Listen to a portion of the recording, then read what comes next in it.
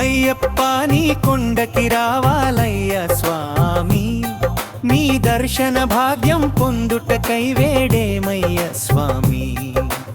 అయ్యప్ప నీ కొండకి రావాలయ్య స్వామి, నీ దర్శన భాగ్యం పొందుటకై వేడేమయ్య స్వామి.